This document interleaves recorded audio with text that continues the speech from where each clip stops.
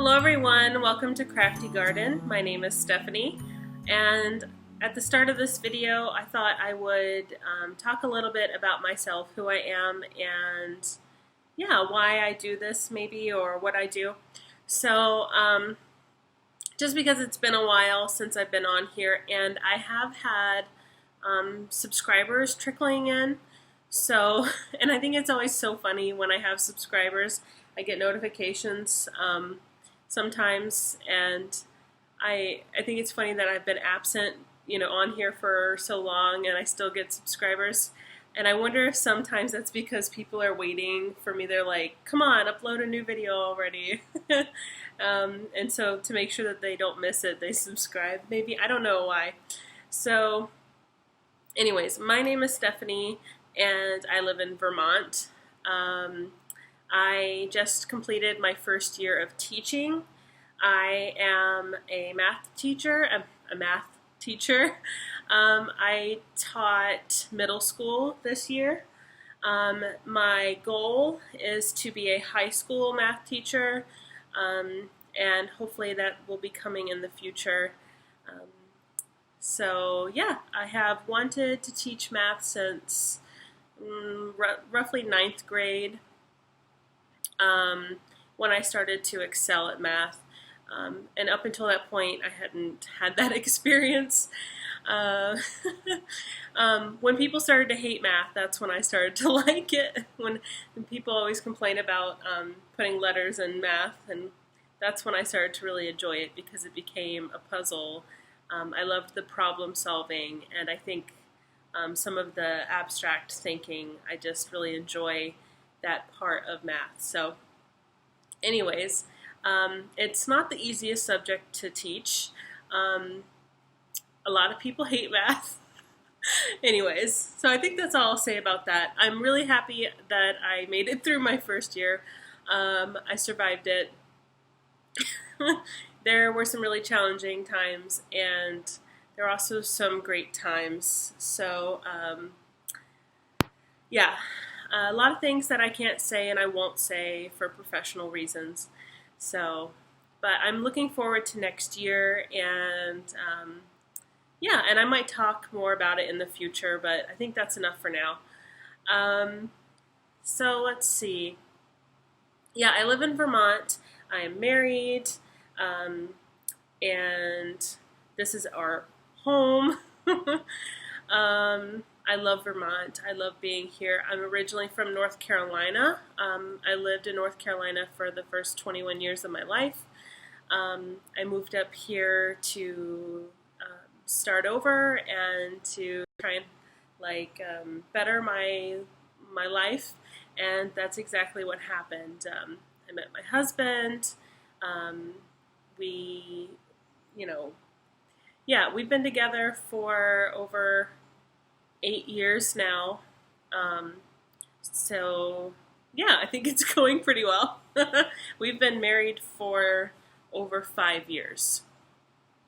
So we live here with our 2 dogs and our cat Tux. So yeah, we have just the 3 animals, and I would really, really, really, really love to have sheep. And I have been trying to wear my husband down on that front. He is steadfast in saying no. I just want like 3. I just want 3 Shetland sheep. And I seriously can't stop thinking about wanting sheep. I want to get a little fencing. I want to get a little shelter, and just start with a few little sheep. And I don't know if it will ever happen, but it's like one of the, sometimes you have this strong desire and then it fades. This desire has not faded, so I don't know what's going to happen, but I would really love to have a sheep at some point. I'm a bit obsessed. So I don't know if that's enough about me and my background. The school year has pretty much taken over my life. So I don't know, I think I haven't quite realized that it's done yet. I did shed some tears the last day. I said goodbye to the students, and we had an award assembly, and I cried during the award assembly, and I gave a little speech about one of my kiddos. So, not really a speech, but just recognizing them. So, I'm trying to think if there's anything else I should talk about me. I mean, I knit, I weave, I sew. I don't do a lot of weaving right now, but I can weave. I sew, and I'm not doing a lot of sewing right now either. I'm not doing much beyond fiber arts right now, you know, anything fiber arts related, crocheting, knitting, spinning. Spinning and knitting are the two primary things that I've been focusing on lately. And it's also about time. So this summer I would like to do some of those other things that I enjoy. I have a braided rug that I need to finish. I have some sewing projects that I want to start or finish. I have, the garden. I've been really doing, for me, a really good job at, planting things and keeping up with my garden, trying to keep up with my garden and make it really nice. I've been really enjoying that. So yeah, I think that's enough. So today I wanted to give you a little heads up about what I'm going to talk about today. And there are a few things I want to just mention up front. So I would really like, in my Ravelry group, I would love to have more people kind of join in on my Fleece to FO thread. So if you go to my Ravelry group, it's CraftyGardenPodcast. Yeah, CraftyGardenPodcast. And there's a thread called Fleece to FO, capital F, capital O. It's an old thread, but what I would really like to do is encourage people to go there to share their Fleece to FO journeys. And I would like it to be just a place where people go to find other people that enjoy the process of taking a fleece to a finished object. And it doesn't matter what the finished object is. It doesn't matter what kind of fleece it is. It could be sheep, it could be goat, it could be alpaca. The finished object could be a sweater, but it could be a baby blanket, it could be, I don't know, a rug, it could be anything, a stuffed animal. So it's just any kind of finished object. But it's that journey, and it's sharing that journey and the process. And so we get to enjoy seeing that and share it with each other. And I'd like it to really be a community where people just come to share that. And there are other groups out there, and I'm a member of some of those groups where people share, like a sweater spin. And there's one that I can't think of what it's called off the top of my head. There's a spinners thread or group where I'm a member of it, and I post somewhat regularly about my sweater spins in there, but I'm totally blanking. Anyways, but people just go there just to share. You don't win anything, you don't get anything for it, you just go to share and meet other people who are doing what you're doing and appreciate it and understand it and learn from each other and share our experiences. So I would really love to create that, but specifically for fleece to FO. So purchasing a fleece, shearing a sheep, whatever the case may be, having this fleece, processing it yourself, or you could someone could help you, but you're not like taking the fleece and having it sent to a mill, or having somebody like professionally wash and comb it or turn it into top or roving. You do that part yourself, so you're part of the journey, and you create some kind of finished object. And the reason why I think it should be that's really the only rule is because I think that deserves recognition, and I think that's really worth sharing. It's a daunting task. It's a lot of work, and I think, you know, if we could have this community, we could really learn from each other and be inspired by each other, and that's what I really want. And I would like it just to be a year-round, every year thing that I just keep open and people come to share their experiences with, you know, washing fleeces, combing, carding, hand carding, flicking, teasing, whatever the process is that you do, however you process, wash, spin, prepare, knit, crochet, weave, I don't know, sew, you know, whatever you want to do with the finished project, just that entire journey. And I think it would be a great place to come to be inspired. So what I would like to do is offer this Jacob wool. And I'm going to talk about this Jacob fleece shortly. I purchased a fleece at the New Hampshire Sheep and Wool Festival this year, and it was a lilac Jacob named Layla.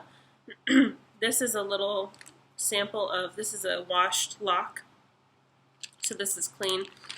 In here I have some short pieces. This was a brown and white fleece, mostly white with sections of brown. And when I was sorting the fleece, what I usually do is separate wool that is sometimes shorter, but still nice. So here's a little bit there. This is called a lilac fleece because it's this particular shade of brown. It's like a gray brown. It's really beautiful. And you'll see more of what this looks like spun up when I talk about that. And here's some like pretty dirty tips here, but that would wash out. So anyways, this is raw, this is dirty. And what I wanted to do was to encourage people to join the group. I wanted to offer to give this to someone.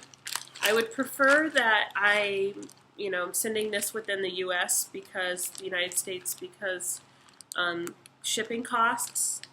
I suppose if you really wanted to offer to pay the shipping costs and you live in maybe Canada, I might consider it.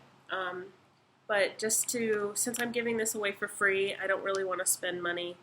I don't want to spend a lot of money trying to ship this. So anyways, what I'm going to do is offer this to someone. If you go to that Fleece to FO thread, I'd like you just to tell me about yourself as a spinner.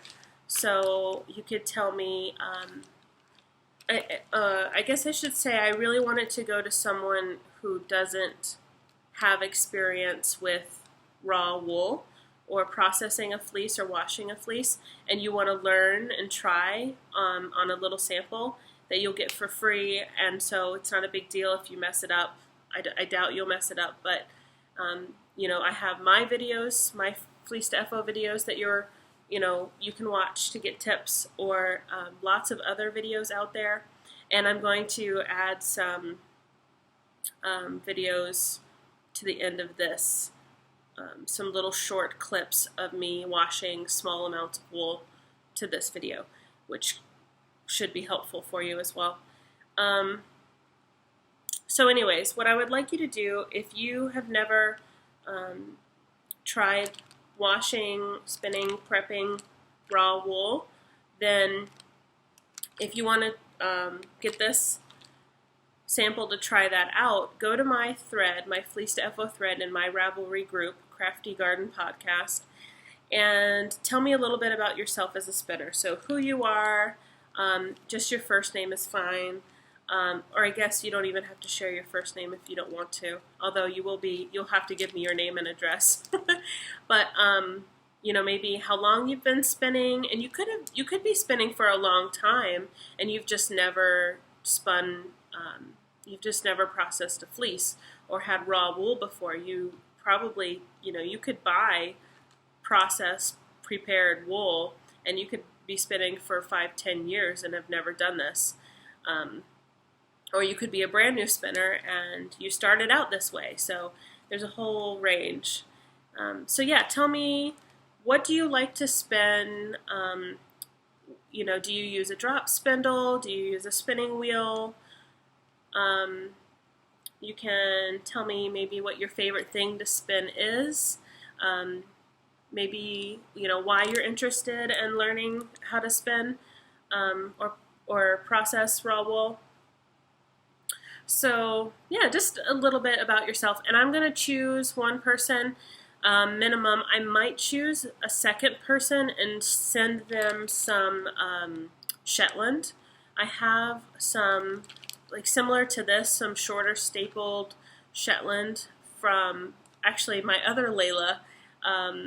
It's funny, so this is Layla the Jacob sheep, and I have Layla the Shetland sheep's fleece. Both purchased at New Hampshire Sheep and Wool Festival 1 year apart. So I have some of that Shetland fleece that I could also send to a second person. Yeah, and I will choose maybe 1 or 2 people, 1 for sure, to send so that you can learn and play with some raw wool. And just want to encourage and enable others to try it out, because I really, really enjoy it. So that's enough about that. I don't know when I'm going to end it. It's not going to be open for a long time, maybe just a few days. I'm planning to travel to visit family in North Carolina soon, so I might choose to do it before I leave, or I might choose to do it after I leave. I haven't decided. Either way, I will probably announce, I will send a message to the person I pick, or people I pick, if I pick 2, on Ravelry and ask for your address. And I don't know if I will record a video to share who won. I think I'll just probably do it through Ravelry, because it's just simple. All right, so I was supposed to tell you all the things that I'm going to talk about in this video. You can tell that I've been out of this for a while. All right, so I'm going to talk about my Shetland Colorwork project and show you what I have, the progress I've done on it, and talk about how I have designed it, and some of the details behind how I did that. Then I'm going to talk about my Jacob fleece, which I've already mentioned a little bit, show you what I've spun already, and some rough plans that I might have for it, which are completely up in the air. It's just a really rough idea. And then I have some dyed Corriedale, which I dyed ages ago, and I had, I don't even remember, a month, 2 months ago, I don't remember, just decided to start take out. I washed some of it, I think, and I rewashed some of it because it had a lot of dye left in the wool, and then I drum carded a bunch of it. So I'm going to show that, and then at the end of this I'm going to put those little clips of me showing how I wash smaller amounts of fleece. The primary way that I wash my fleeces is the same way that I showed in part 1 of this series. So part 1 of my Fleece to FO series, when I showed how I washed them in the big bin in the bathtub, I still wash most of my wool that way. But if I have a smaller amount, maybe that I've set aside from a fleece and came back to later, or I have little samples or whatever it may be, if I just have a small amount, I wash that in my, well, I'm going to show it, and you can just watch that if you're interested. Okay, I will try to have timestamps down below so that you know what's going on, and can jump to different sections if you want to watch something specific, or if you want to come back to it later. That is always why I do that. And sometimes if I want to come back to my own videos because I can't remember what I did or said, which happens a lot, those little timestamps are helpful for me because I want to just rewatch one little part or something like that. Okay, so first up is the Shetland Colorwork project, which I am in love with. This has been such a long but rewarding journey. And this is just my little notebook where I keep all my notes. So I'm gonna get the bag out, I guess. I'll get the bag out. So my project bag, which is my old quilted bag that I've talked about in the past. And in here I have my knitting, which I'm going to try and not show you right yet. And I'll show you in here. I have all of this beautiful hand-spun Shetland wool. And if you haven't already seen the last Fleece to FO episode I did where I talked about this in detail, all the different colors, the 5 different sheep, and how I spun it and things like that, you can go back and watch that. This, I'm just updating you on what I've done. I had to go look at that video to see what I had talked about and what I had shown and what I had done, because I didn't know like what I had done. I just forgot. So I haven't shown off on here what I have knit. I haven't talked about the design process. And so that's what I'm going to talk about now. So to start, I think I'll start with some books and some inspiration and the planning part of it. And then in a minute I'll show you the knitting. So these are 2 books in particular. I showed more books than this last time, but these 2 in particular I have used the most for planning this cardigan. So I am knitting a cardigan, an all-over colorwork cardigan of my own design, and it's not based off of any pattern or anything. It's 100% created by me. So what I mean by that is that I created, I'll show you the samples. So I created these little gauge swatches and samples. This is the first one I did. And the gauge was a little bit looser. I decided that I wanted a tighter gauge. I still love those X's. I decided I wanted a tighter gauge than that, so I did this one. And I played with some different designs on the rib. You can see on this side I did something unusual. I might talk about this one day, what I did here, but right now I'm not going to get into that. And I played with, white background versus the black background. I did end up using that design right there. I altered it a smidge, but yeah. So this was my swatch where I liked the gauge of the fabric, and I wanted it to be a tight fabric, and I wanted to, this is a thin yarn, so I don't remember exactly what I said last time, but my goal was to spin fingering weight yarn. What I ended up spinning was light fingering to even lace weight yarn, so I wanted a really fine gauge, and I wanted it to be a long wearing garment. And so by knitting it with smaller needles, I'm using double zeros and zeros. So double zeros for the rib and zeros for the body, I think. Let me just double check my scratch notes. Yeah, that's what I'm using. So the rib is double zeros and the body is zeros, and I have some notes on Ravelry as well if you want to check out my project page. I have project pages and I have hand spun pages. So if you click on hand spun, you'll see more details usually on the yarn itself. And if you click on the project, that's where I talk about more about like the knitting details. And there are some in-depth notes on how I started knitting this project. So this is this information on here isn't accurate anymore. But when I first started, I did a little sketch of a little sweater with some measurements and some notes and different things, and a lot of this has changed. So I'm not really going to show it off too much, but I do hand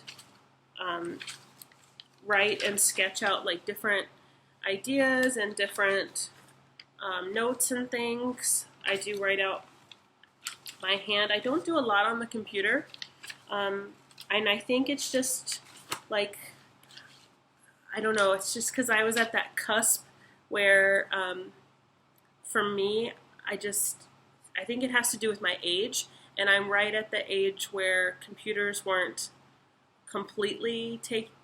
didn't completely take over until I was a little older. So I did a lot of things by hand, and I still prefer that. Whereas I think someone maybe a little younger than me would just do it all on the computer. They might design everything or type everything up on the computer, and I just like to do it by hand. I don't know. Maybe it's just a preference.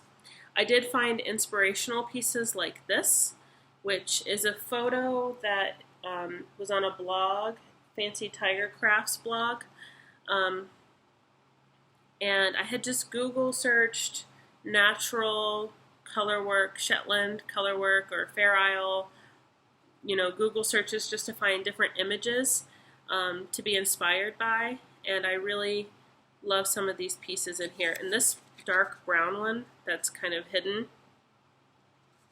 it's not going to show up very well, but there's a dark brown one that's hiding behind there that I think is lovely. And I really enjoy this black one and the black one at the bottom. I also found this hat, which I thought was pretty inspirational, really beautiful, from Shetland Times. So yeah, I found inspiration from different sources, and I found inspiration in these two books for different traditional Fair Isle Shetland colorwork designs. So these two books, although they seem similar at first, are different and have different uses, or there's different reasons to want them. So this one I've used to help me design the sweater and calculate some different things, and just to give me an idea of like roughly how you go about choosing how you go about creating a garment to fit you. It's not like a pattern where you're given all the information that you need, how many stitches you need to cast on, what needle sizes to use. There's none of that. I'm starting 100% from scratch, so I have to figure all of that out myself. And that was a little trial and error involved in that, but it's worked out so far. And this book is really helpful. So it goes into depth. It gives you enough detail on how to create your own sweater or cardigan design, and it goes into different details on, so here's this section, different details on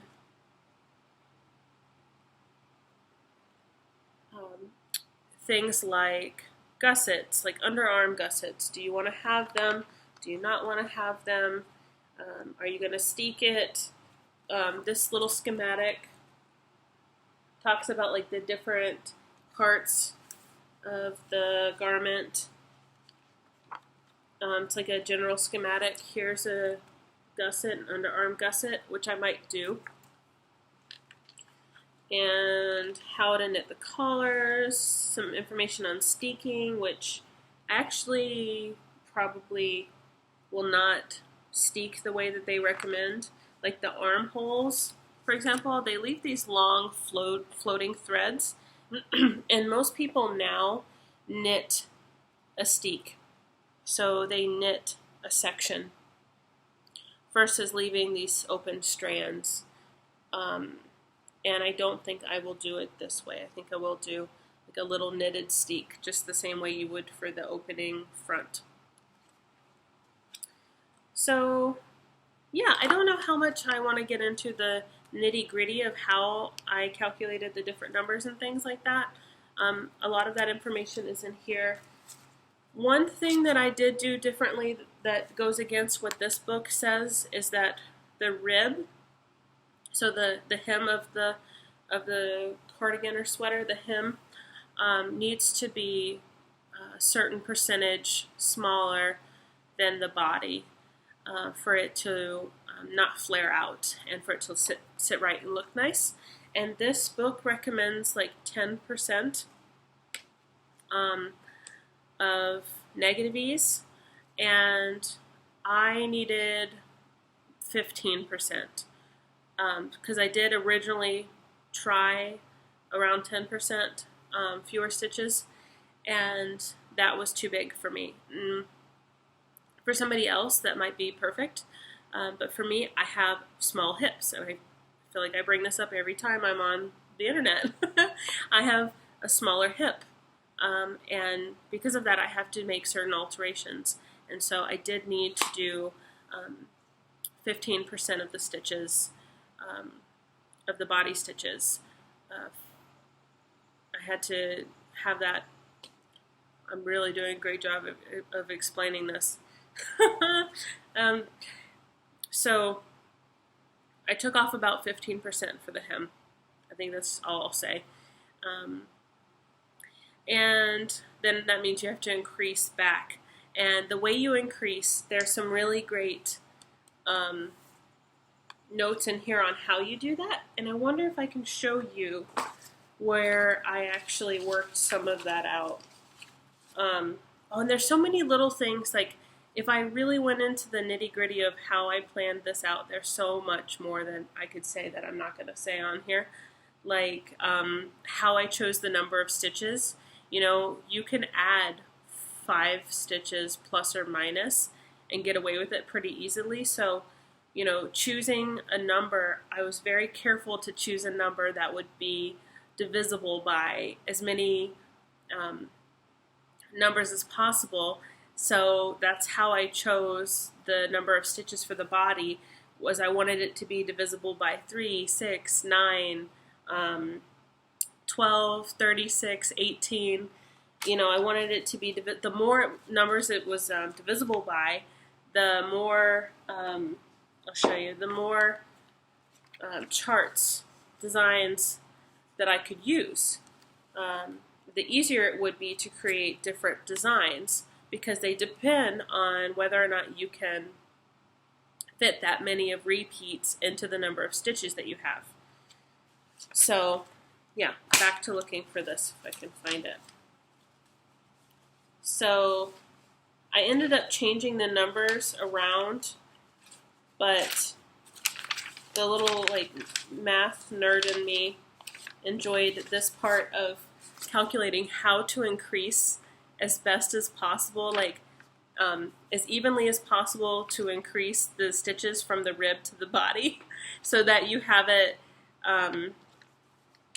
so that, you know, it's as evenly as possible. I don't know how else to say it. So I did this.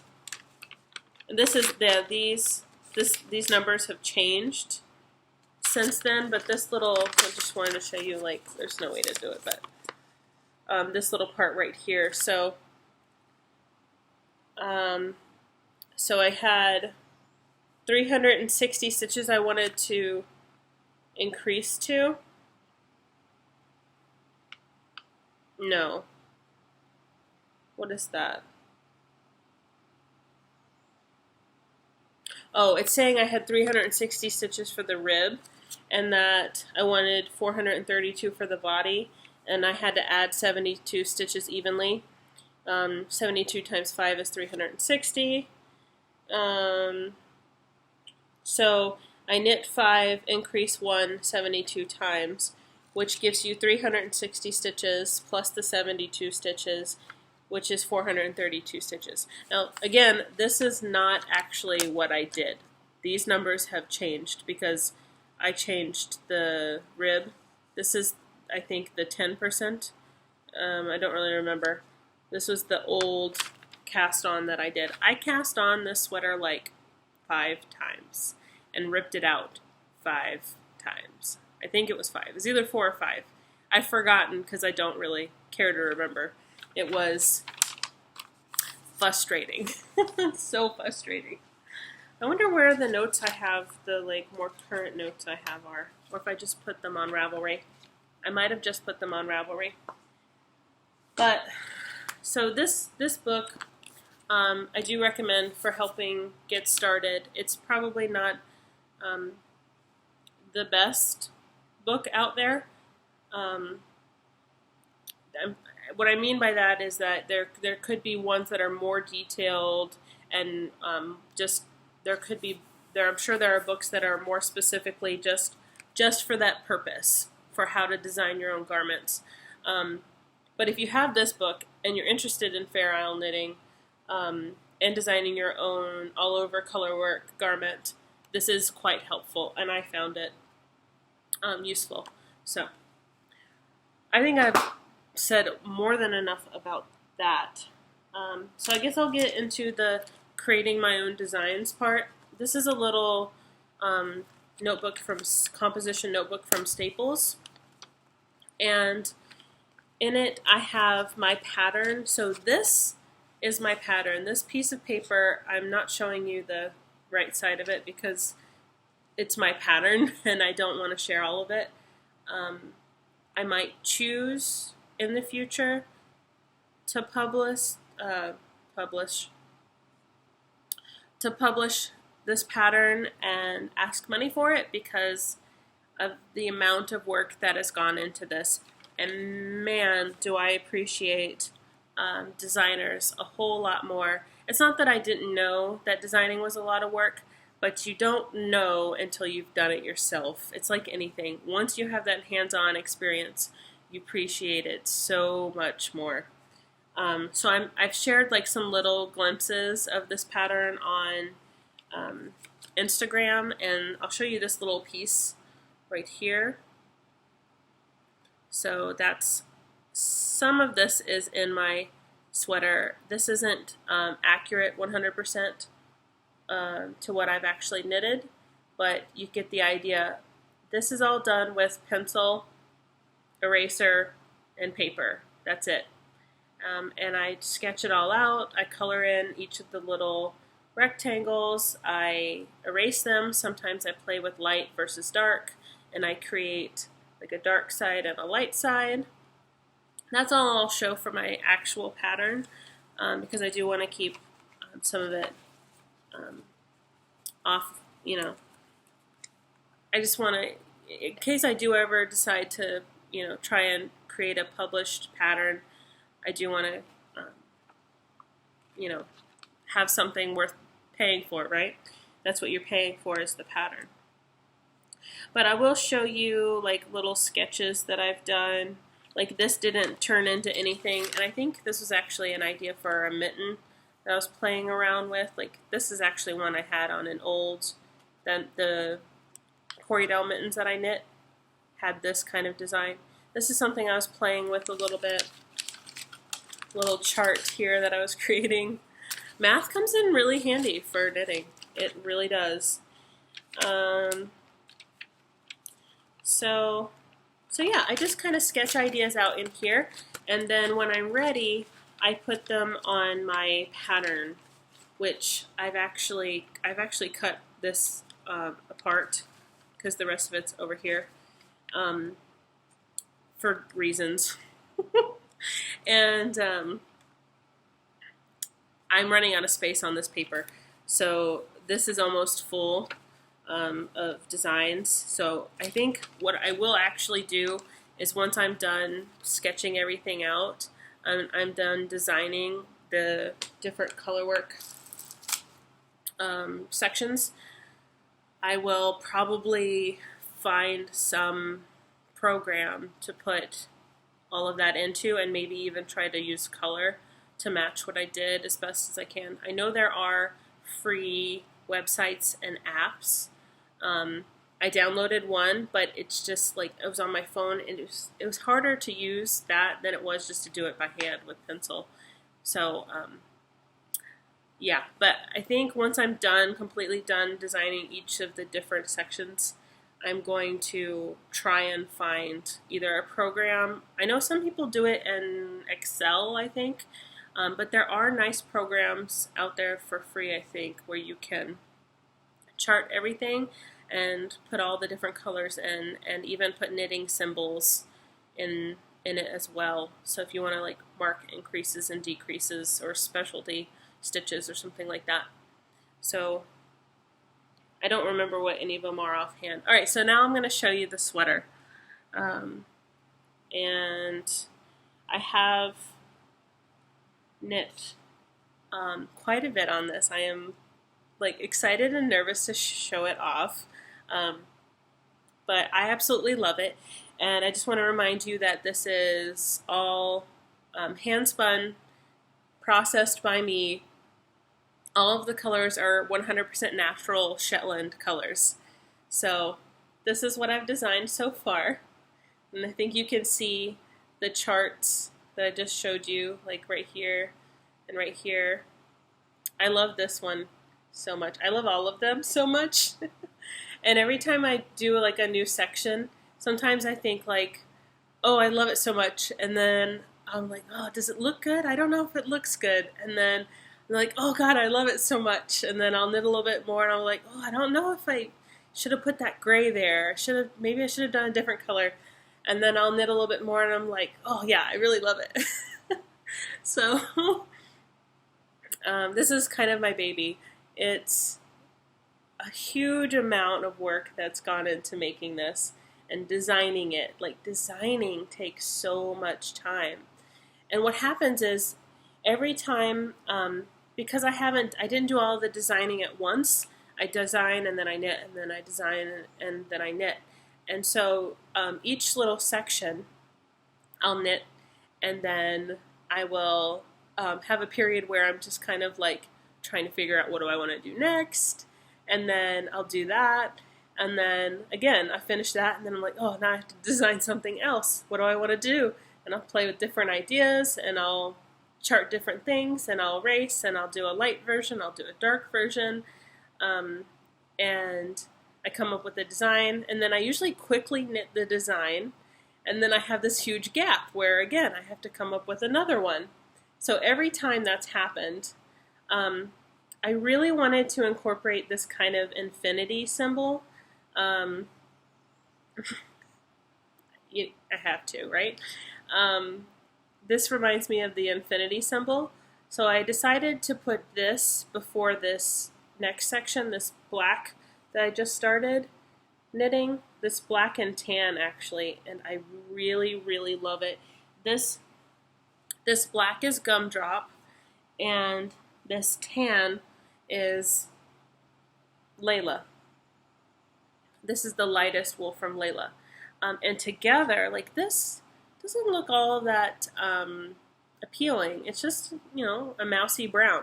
But next to the black does something to this that just makes it shine, and it makes it look almost like golden, like almost metallic.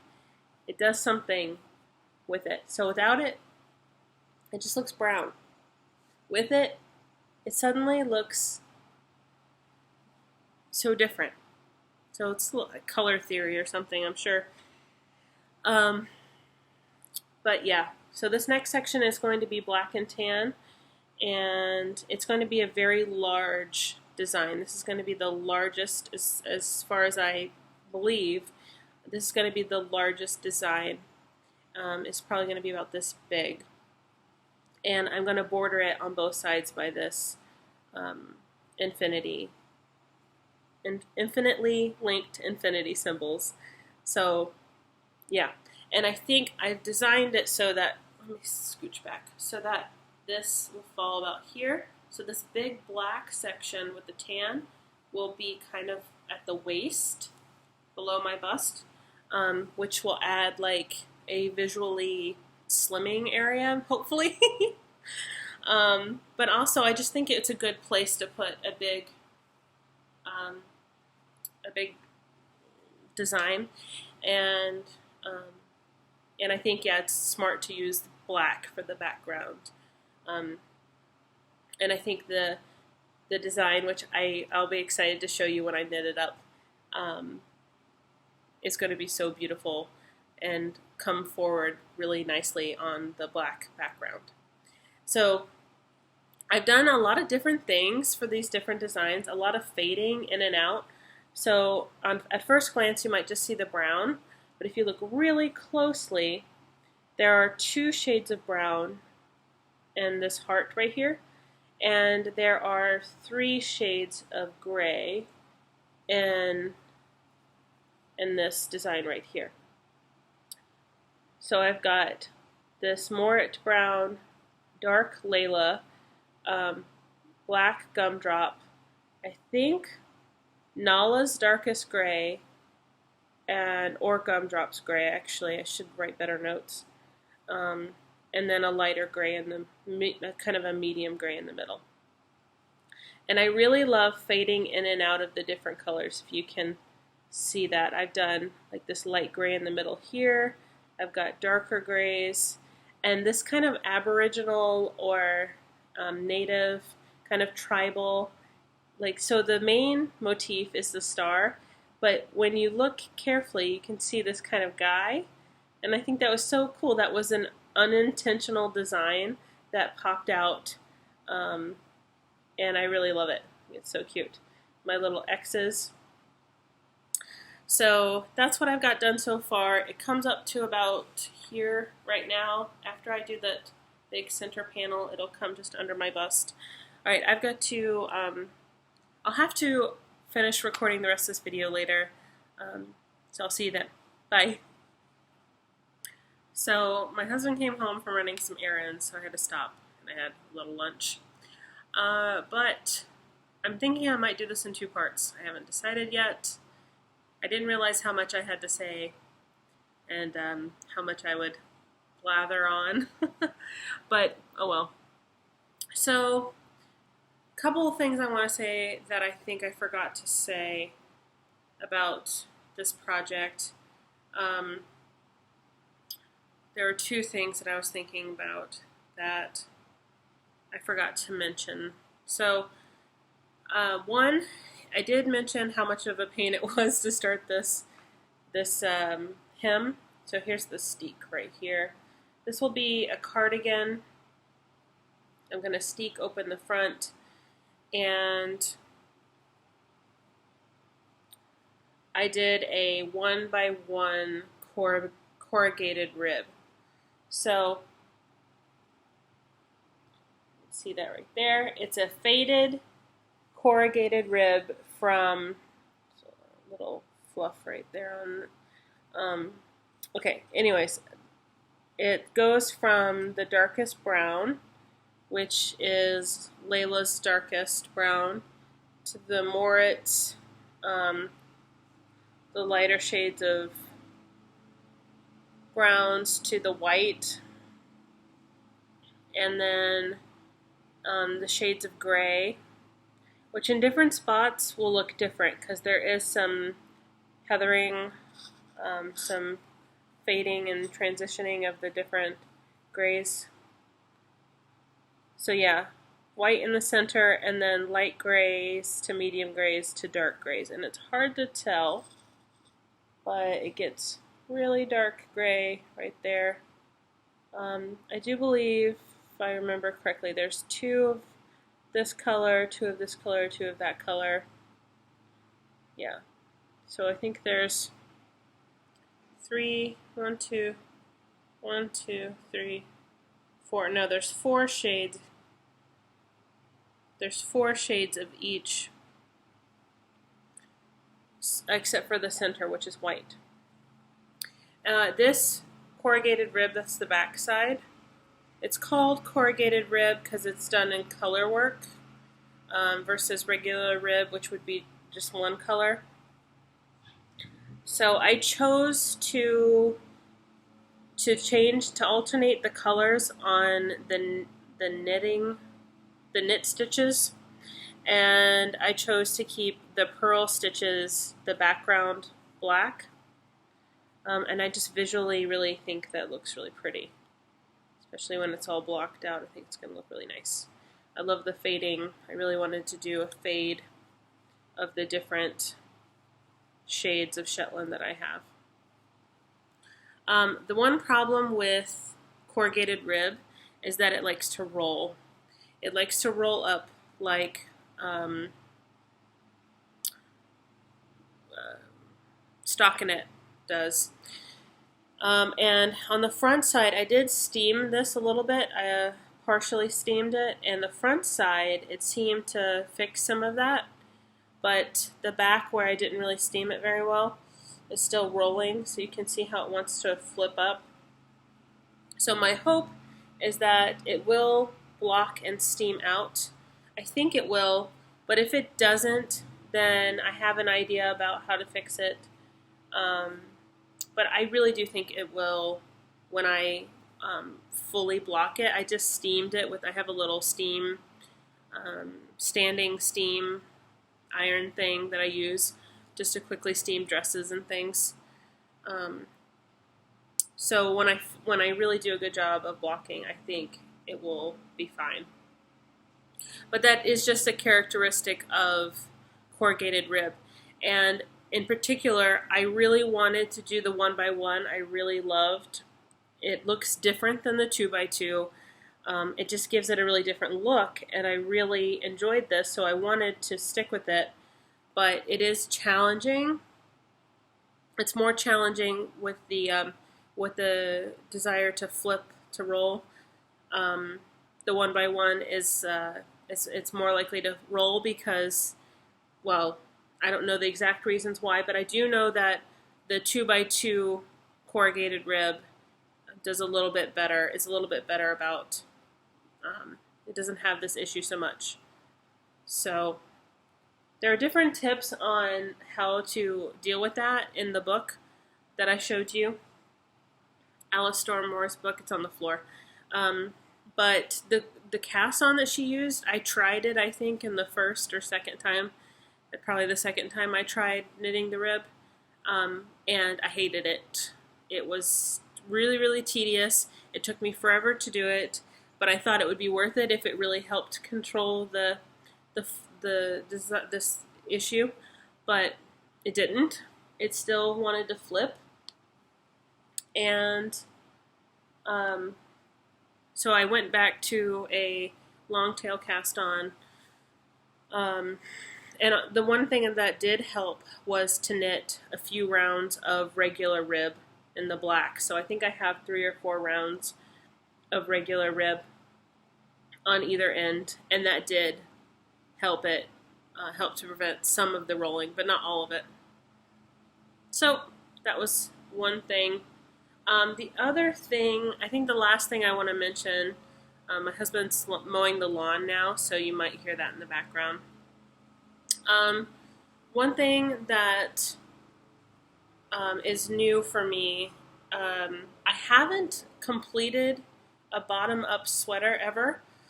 I've done top-down sweaters. I don't really have any experience fully completing a bottom-up sweater or a pieced sweater, like knit in pieces and sewn together. I haven't done that either. So this is a completely new, not completely new, but pretty new construction method for me. And there are elements of this that will be completely new. So when I get to the armholes, I think, yeah, I'll do armhole steeks, and then the neckline is going to be really different construction than I've ever done. And I'm not quite sure what's going to happen when I get there, but with the book as my guide and, yeah, the internet for help if I need it, I'll work it out. So the style of the neckline is not a circular yoke, which is primarily what I've knit, is circular yokes, and that's my comfort zone. But I pushed myself to do something different, and to try a new garment construction method. So I might do the underarm gussets, and I will do the different neckline. So yeah, it's going to be challenging. This whole thing is really challenging. I picked the most difficult, everything I could. I picked the difficult way. But I really love that. I love a challenge. I love learning something new and pushing myself. So yeah, I'm really enjoying it. I can't wait to finish knitting this next pattern. I am pretty addicted. Every time I create a new design, all I want to do is knit it. We'll see what happens when I finish the patterns, because at some point I'm going to stop and start repeating patterns that I've already designed, which will be nice because I don't have to have those huge breaks where I'm waiting for inspiration or design time. But I've really enjoyed it, and it makes me really want to knit when I do that. So we'll see what happens. I think after this big section, and I'm going to repeat this, I might go back like kind of a mirror image for the top part, and we'll see how much my knitting mojo, if it waxes or wanes. So, okay. That's enough for my Shetland Colorwork project. There's so much more I could probably say that I'm not thinking to say, and I forgot like a lot of these details, and I just kind of thought I would wing it and didn't realize. I hope it wasn't too rambly, and oh well. So next up, I think I'm going to talk about my Jacob fleece I purchased this year at 2019 at the New Hampshire Sheep and Wool Festival, and I shared the little tidbit about the Fleece to FO thread. I will be sharing some of that fleece. So I will put photos in at the beginning for sure, and maybe the end.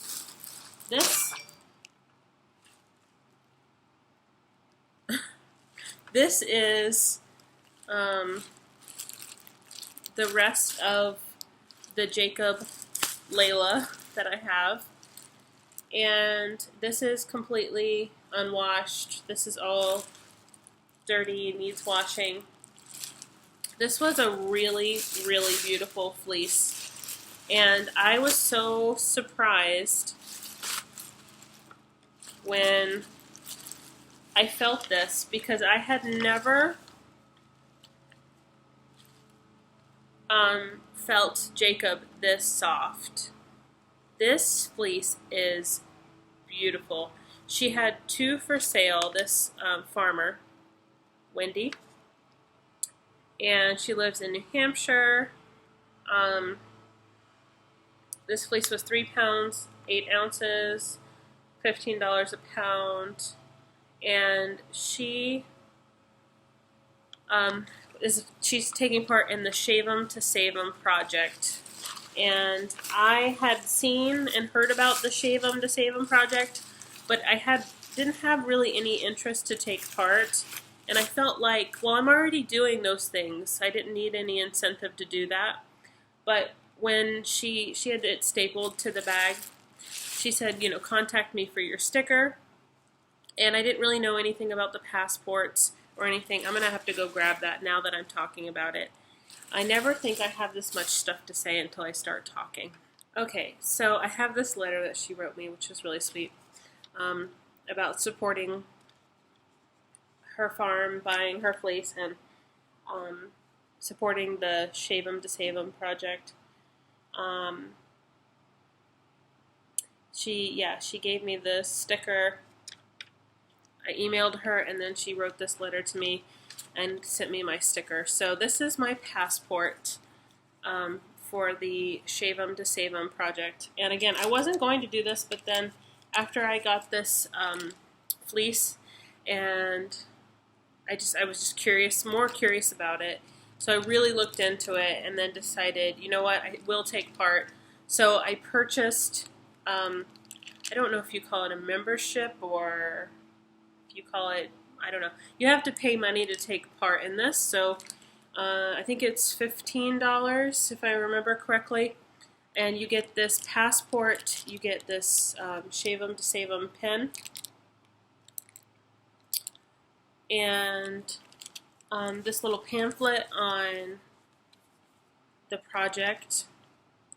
So it's through the Livestock Conservancy. I'm sure a lot of other people have maybe talked about this, so I don't want to say too much. And this information is available on their website, so if you really want to look into it.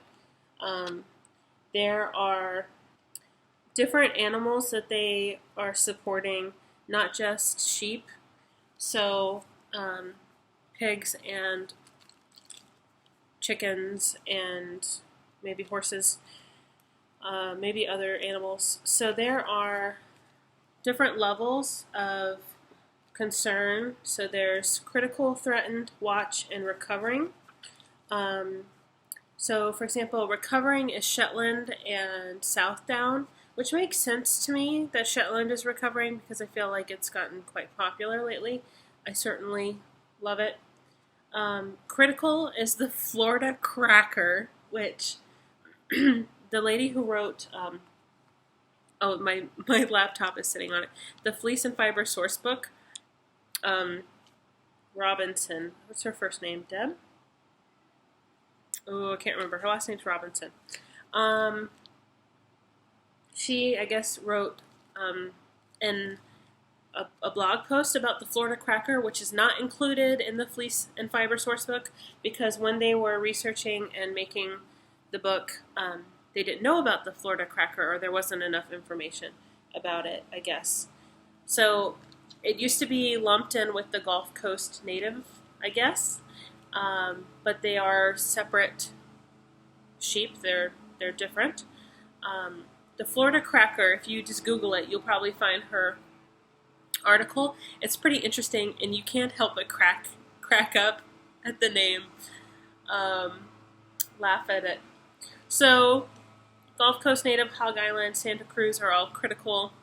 Threatened, Black Welsh Mountain, Clun Forest, Cotswold, Dorset Horn, Jacob. So that's Jacob is in the threatened.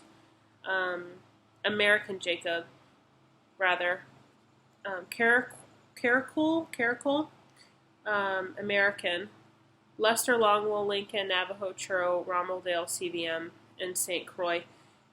I guess that's how you say it, St. Croix. So the Rommeldale CVM surprises me actually, because I feel like that should probably be moving up the list because it seems like it's quite popular, especially in the hand spinner community. Rommeldale CVM is something a lot of hand spinners love. Mine personally has been a pain in the rear, but it has to do with the stickiness. I think it's fine wools in general, but that's an aside. Let's not go there.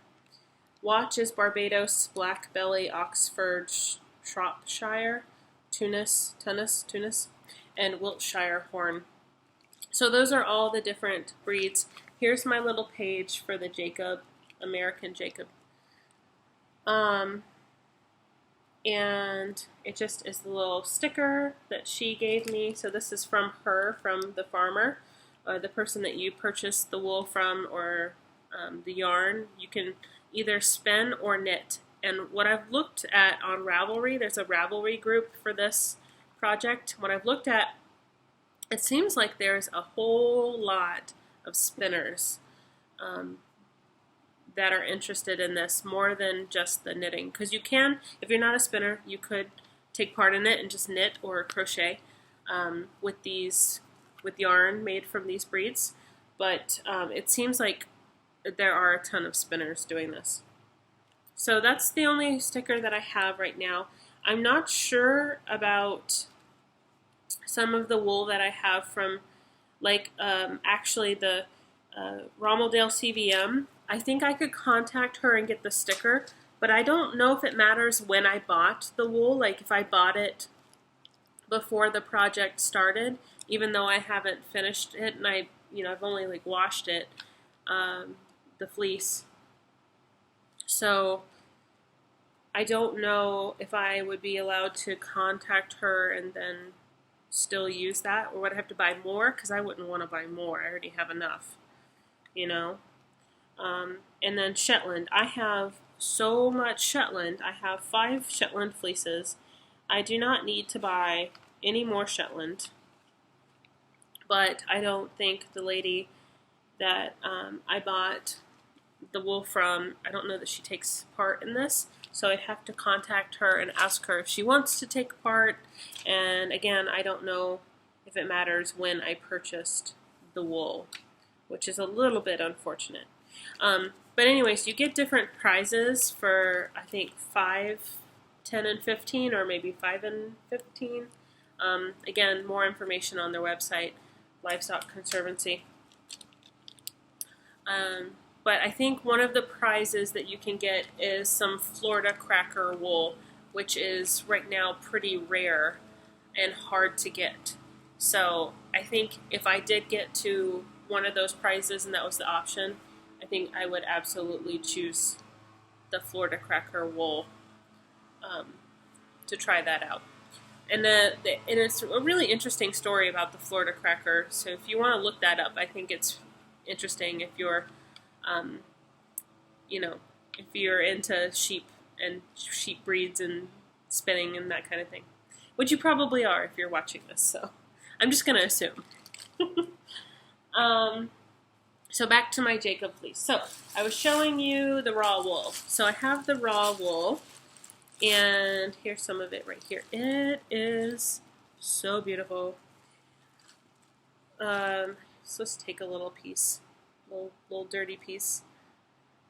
So nice. I really have no complaints about this fleece. It was very, very, very clean. Teeny tiny bits of VM here and there. Nothing really worth, worrying over. There is, this sheep breed has Kemp.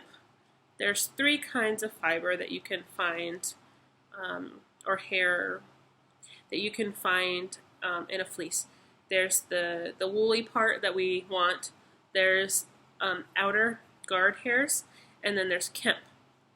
So there are 3 distinct types of fiber. Not all sheep have all 3. I think some only have just wool. There are ones that have had the guard hairs and the Kemp bred out.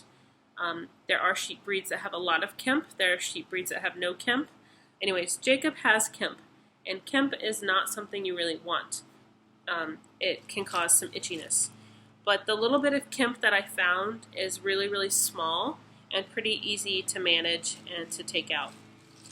So all of this that's left in here is pretty much just white. I picked out all of the brown, and I've already spun all of the brown, except for that little sample that I'll be giving away. So I've washed a bunch of the white. This is a bat that I made. And I turned all of these in. These bats are looking kind of rugged lately. They've been hanging out for a while. I've got 3 more bats of the white that I haven't spun up yet. And my little sample, I don't want to lose that. This is some.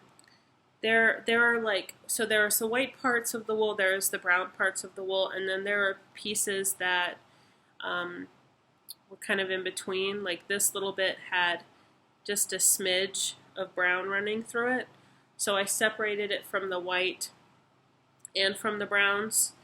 Actually, some of it I mixed in. I'll show you in a second. But this I ended up combing instead of drum carding.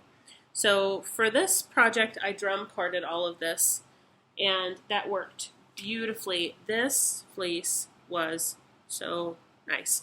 It was easy to clean, easy to wash. Lanolin came out easily. The little lanolin that's left in there is no problem, easy to spin. This is my favorite kind of wool. Not the Jacob part, but the easiness of it.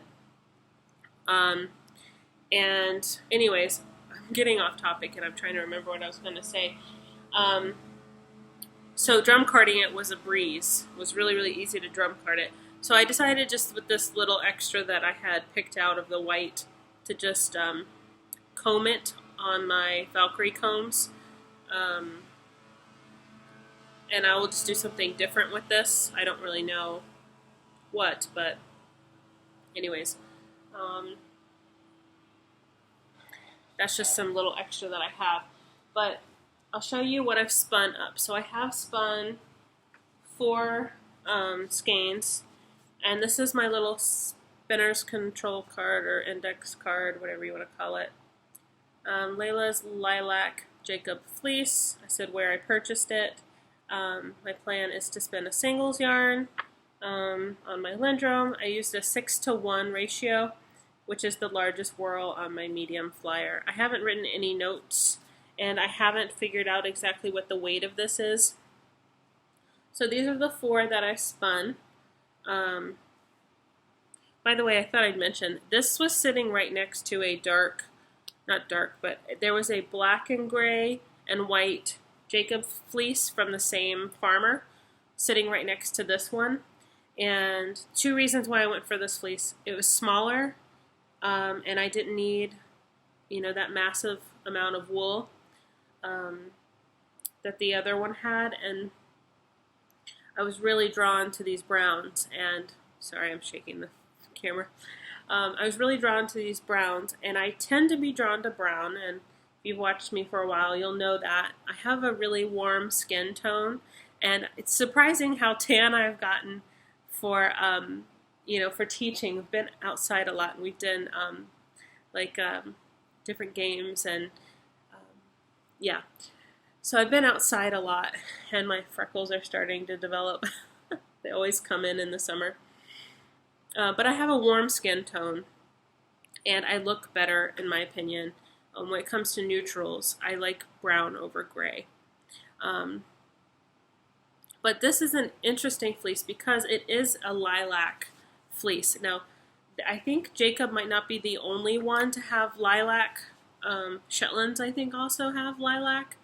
And I think Layla might have some lilac. I could be completely wrong about that, but the farmer did say that Layla is a lilac Jacob. It's a special kind of brown. It's kind of a gray brown, and it really shimmers and shines. The way that I spun this doesn't show it off as nicely as it would if I had done a worsted prep. If I had done a worsted prep, it would help some of that shine show through more. There is some nice luster on this wool, but I decided to do a woolen prep. So it's a woolen prep and a woolen spin. So I did it on my Strouch Finest drum carder, and then I spun it with like a supported long draw, I think. So it's woolen. It's a single ply, and my plan is to knit a jacket of some sort, either like a zippered sweater, cardigan, zippered jacket, or maybe even one with a hoodie. Probably not with this yarn.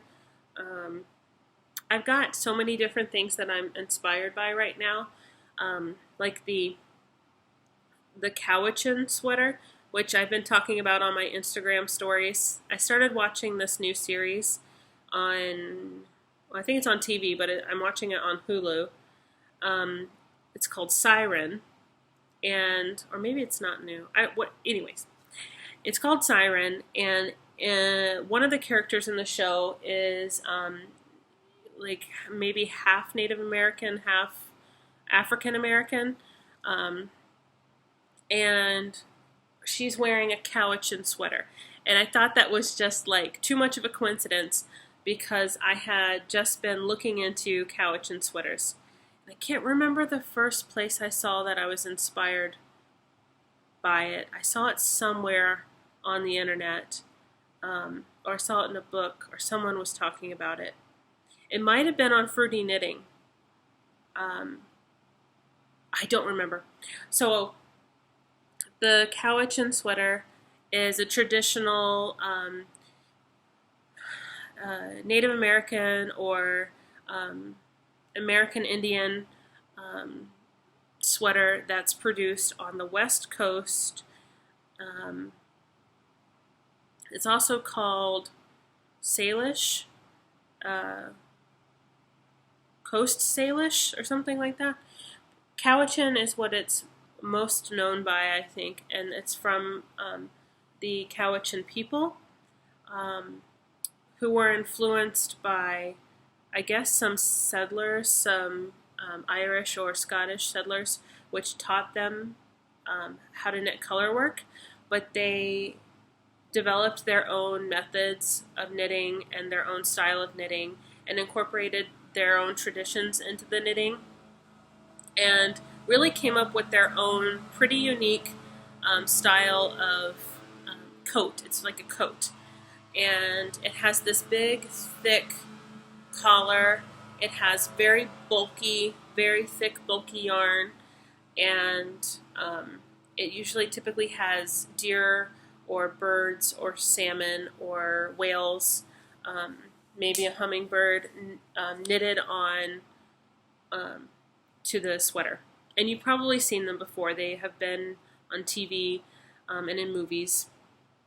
But I didn't know the background, and if you're interested in it, because I really am, I'm probably not going to use this for that, but the colors are very reminiscent of that style of sweater, whites and shades of brown. If you're interested in it, if you if you search on YouTube Cowichan, you can also search Google, but there are some videos from people that still knit these sweaters from that culture and from that the tribe. So I forget the one lady's name in particular that has been doing it her whole life, and it was a way for them to make money, and they sold these sweaters as another source of income. Mainly the women would knit them and sell them, and their children would help card the wool. And yeah, I think it's just a really fascinating story. So I think I'm going to make I might use a Lopi pattern, because although I'm really, really, really enjoying designing, and I certainly will probably put my own spin on whatever I do knit, I don't think I want to, the next garment that I make, I don't think I want to do from scratch like I'm doing with the one I have, because it is really time consuming, super time consuming, because you're going to make mistakes, you're going to have to play around with swatching and different gauges, and then calculating all of the numbers that you need to cast on for the rib, for this, for that, like how far do you need to knit up, when do you separate, like you have to make all of those decisions, versus just having a pattern which tells you what you need to do. It's just, sometimes it's just nice to do that. And I think for this next pattern, I'm not going to, design my own sweater from the ground up, but I might modify one. And I've been looking at a couple from the Lopi patterns. There's a lot of Lopi patterns out there, and I've been thinking about one with the zipper, or maybe a hood and a zipper. I don't know. I haven't decided, but that's probably what this is going to be. I've got 3 more of these whites coming, so I'll have 4 whites and then these, and then I'll have to see if that's enough to squeeze out a sweater or a cardigan at this weight. And I'm not 100% sure about what the weight is. I'm guessing DK, plus or minus. It's woolen, so it could probably, woolen is a little bit better at going up and down. The gauge is a little bit, you can fudge it a little bit with woolen, easier than worsted spun yarn, because the worsted spun yarn is so condensed, and the woolen spun will kind of fluff out, if that makes any sense. Okay, so that's, I think, everything I have to say about the Jacob. Okay, so the Corriedale, I just wanted to briefly show that I did do some work on this dyed wool, and I don't remember the last time I showed this. It was probably a long time ago, but I dyed roughly three shades of purple. Here's some of the darkest.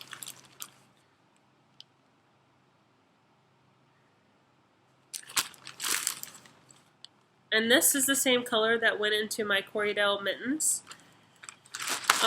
The problem that I had with this is that when I dyed it, there was a lot of color left in the wool. And when I went to comb it, originally I was going to comb it, a lot of that color was ending up on my hands and on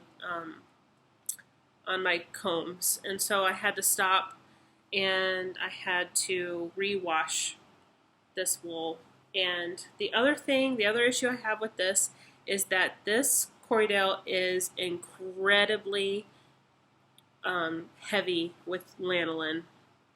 And I have washed this wool and all the other wool from my Corriedale fleece so many times, and I cannot get it all out. This has been a big struggle for me, trying to get all the lanolin out. And I think it's just not going to happen. So I did the best that I could with it. And what helps is to have the wool warm, either from the sun or from, in the winter, my pellet stove. Or you could put it in, I saw somebody said this tip, I don't remember where, but like a heated blanket, like an electric blanket that you plug in and turn on. You could probably put your wool on top of that, and the heat will help soften the lanolin, which makes it easier to process and spin. So if you could feel this right now, you'd feel that this feels greasy. And I just gave up on trying to get it all out, because I would spend all my time trying to wash it out, and it just will not come out. And I've used Unicorn Power Scour. I've used really hot water. I used like boiling water and dumping in boiling water into the bathtub. I'll be honest, I gave up on this colored wool a little bit. I have a ton of white Corriedale that's processed. Those big bats that I made, I still haven't spun. I'm waiting to decide what I want to make with it, and I still haven't decided what I want to make with it all, so it's just sitting waiting for me. But that, I put in a ton of effort to get out all of the lanolin. So that white that I washed is really good. I did clean that really well, but it took more effort than I think most people would be willing to put into it. So for this colored Corriedale, it's just going to have lanolin in it, and whatever I make with it will have lanolin in it, which is not a bad thing. It's just it will actually be waterproof, and so if I was to make a jacket out of that, actually, it would make a nice waterproof garment. It would help repel the water. Not waterproof, but water repellent. So, yeah, those two light colored bats. I've got all of this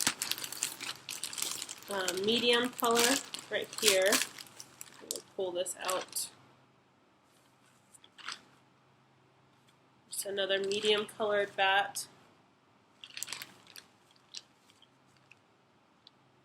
And yeah, very greasy, heavy with lanolin. So heavy if I feel this. Like this compared to this is so different. The lanolin was so easy to wash out of that Jacob and out of my Shetland fleeces, and there are some fleeces that are just, some breeds of sheep rather, that are just notorious for being,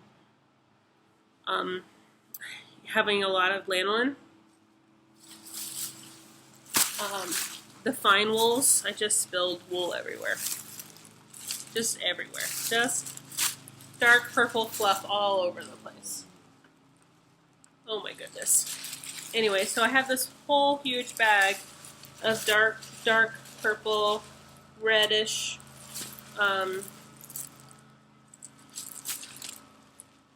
purple that needs to be processed. There's a ton of work in this bag. So I just wanted to show that I had put some, I had made some bats with this. And I don't know what I'm going to do with it yet. I kind of set this aside for so long and forgot about it, then pulled it back out, tried washing it, and it's just been kind of a pain in the butt, really, with all the lanolin. The lanolin can make it really, really, really hard to process, and that's what I'm facing right now.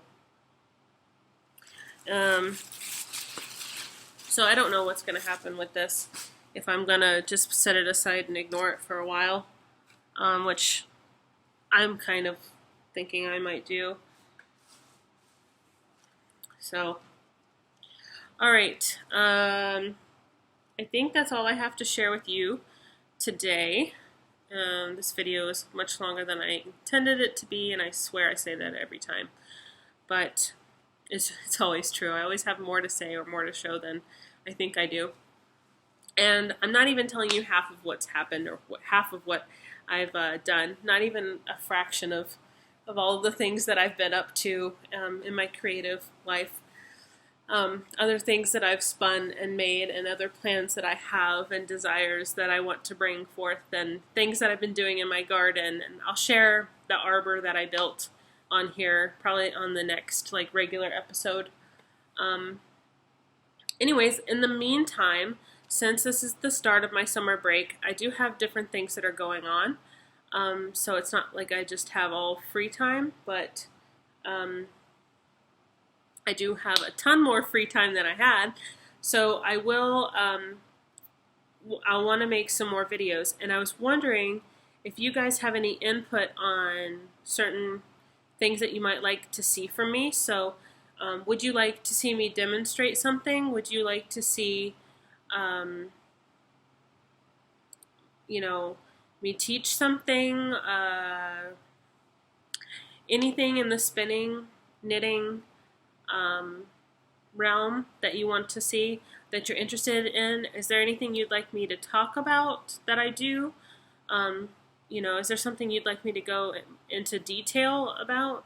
You know, anything that you're curious about how I do it, or yeah, you know what I'm trying to say. So let me know. You can comment on here, of course. You can also comment on my Ravelry. If you want to go to my Ravelry group, you're welcome to comment over there. I think there is a general thread for just general questions and comments, if you want to go there instead. I don't get a lot of comments on YouTube, and I don't know if that's good or bad. But yeah, you're welcome to go there and let me know. So that's it for today. I'm going to attach some short clips on washing small amounts of wool in a little tub in a sink versus a big tub in my bathtub. Just my method of washing smaller amounts of wool. It's much more manageable. So if you're interested, stick around for that. I will see you next time and share some of the other things that I've been up to outside of my Fleece2FO series. So thanks for watching. I hope you go over and join the Fleece2FO thread. I would really, really love to start that. It's just a community, just a place for people who love wool and love processing fleeces and turning them into things. So yeah, please, if you're interested, go over there, share what you're up to if you're in the middle of something right now, or if you're just starting, or maybe you've already created something from a Fleece2FO and you want to share that with me and with everybody else that hopefully joins in. Come over and share that. So I'll look forward to seeing you and hearing from you guys. I don't know when I'll record this my next episode, because like I said, I will be traveling to visit some family soon, so it might not be until after that, but hopefully I will have another kind of general podcast update on different things that I've been doing, maybe some gardening and stuff like that. So, see you next time. Bye. I'm getting ready to wash some CVM Romeldale or Romeldale CVM wool that's left over from a purchase I made at Rhinebeck 2018. This is the farm. You might have actually seen her interview with Fruity Knitting if you watch Fruity Knitting's podcast. So I've put some of the remaining unwashed wool into this mesh bag. This is a mesh bag that I actually made out of some inexpensive fabric that I got locally at least a year or more ago. It was like $1 a yard, and I just sewed 2 little rectangles together. You can also use laundry bags. So I just put the wool in here. I didn't sort this carefully. I just put it in here as is. Typically when I wash wool, I do really nicely lay out all of the locks, but for this I'm not going to do that. This is some of the edges of the fleece. It was a bit dirtier, and yeah, still really nice wool, very dark and lovely. And I wanted to show how I wash smaller amounts of fleece instead of using the big bins that I did in my first Fleece to FO video. This was the card that was on this one. So next step, I'm going to soak this in cold water. I'm in my bathroom washing some of this Romeldale CVM, and I want to show you what I use to do that. So this is just a small little bathroom sink. This is a plastic tote, and this is the little mesh bag, just like the one I just showed you. So this is completely unwashed right here. I put this bin, fits really nicely in this small sink. A little bit of grass I picked out from the fleece.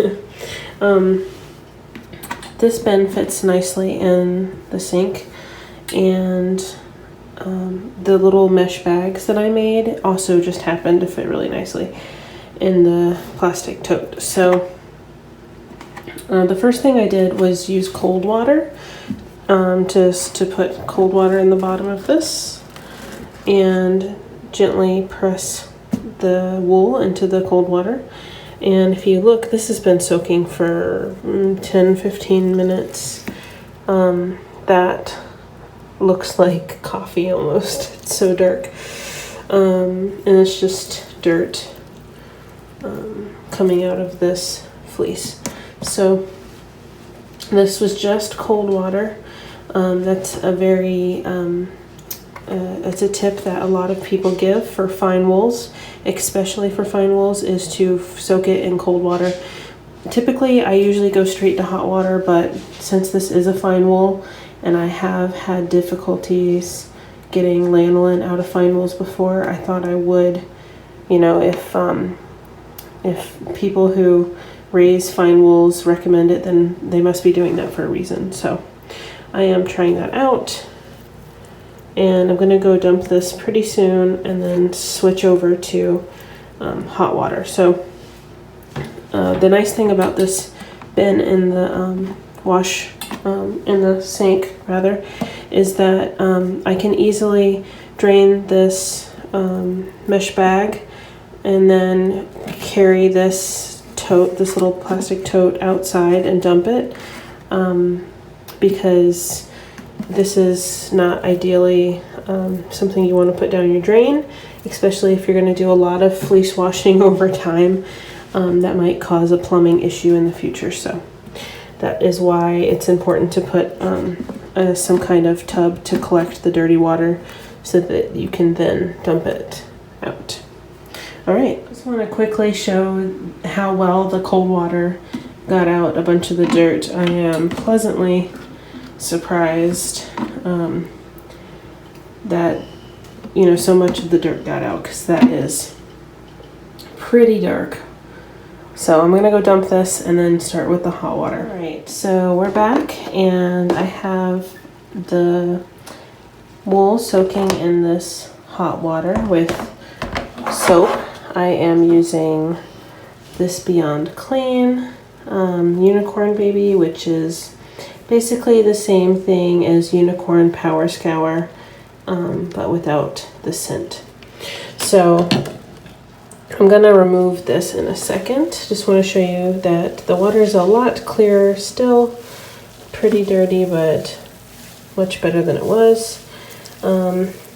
This is probably the only soap bath that I'll use, and once I remove this, I'll just do probably 2 to 3 rinses, and then I'll use this mason jar to do a test to see if there is still lanolin present in the water, which it would look murky if it had lanolin, or it would look clear.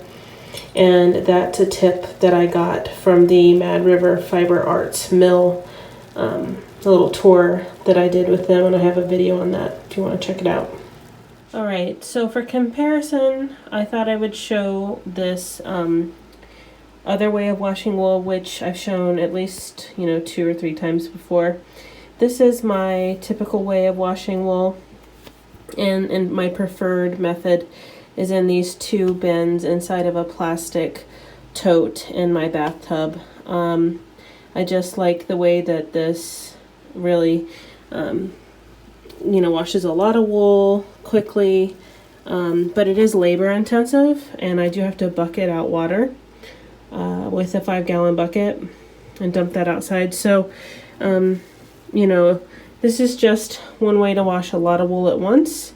And I wanted to show the comparison because sometimes it's nice to do a lot like this, and sometimes it's nice to do just a little bit in the sink. And plus, if you can't handle bucketing out this water due to, you know, maybe a back problem or something like that, the little bit of water in the sink and the little tote in the sink is much more manageable. So I thought I'd just show both.